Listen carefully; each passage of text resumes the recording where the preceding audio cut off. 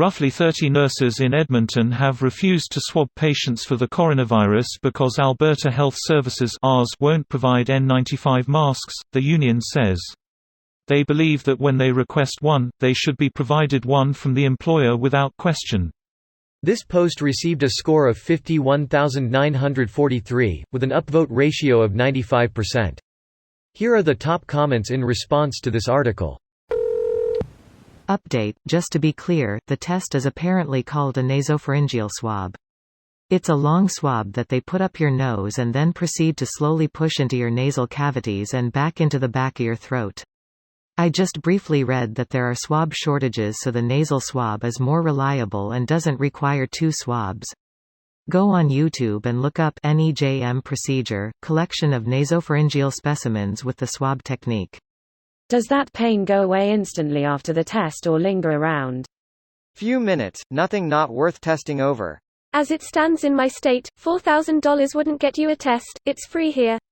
You just have to meet a ton of very specific criteria that disqualifies virtually everyone from getting a test. So a few minutes of pain and then a few months of pain, months to millennia depending on your individual circumstance. Lol months. Just buy more money to pay it off. Right. Gosh, people act like they don't have a multi-million-dollar inheritance or railroad bonds to fall back on. I have this wonderful dildo empire to fall back on. That's gonna smell horrible in 6 months. They should be provided PPE. Current guidelines say plain surgical masks are sufficient unless performing an aerosolizing procedure. These nurses were insisting on the more protective N95 respirators used for measles, TB, and chicken pox. People are publishing studies that show coronavirus can remain airborne, which implies you need the respirator mask.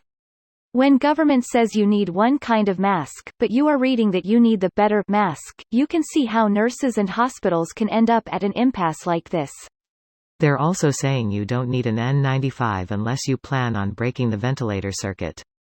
The thing that bothers us medical people the most about it, this has less to do with COVID-19 info and more to do about PPE shortages.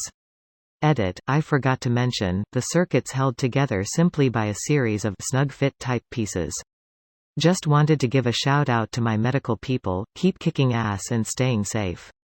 Ha ha ha ha ha, snug fit. Yup, those adapters start to pop off more easily after you've popped them on and off multiple times too. They're having us put biofilters on the end of ETTs and clamping ETTs when opening the circuit. Same, sigh. Kinda feels like no one knows what the hell to do, doesn't it? Stay safe. Rationing of PPE does this. Running out hard in the first 2 months of a crisis is a major problem. If only the U.S. had a pandemic response team to help us and our allies prepare for this crisis.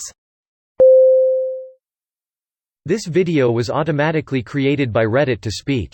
The article and comments in this video were selected from Reddit according to their upvotes, and any paraphrasing was performed by smmry.com, without any human intervention.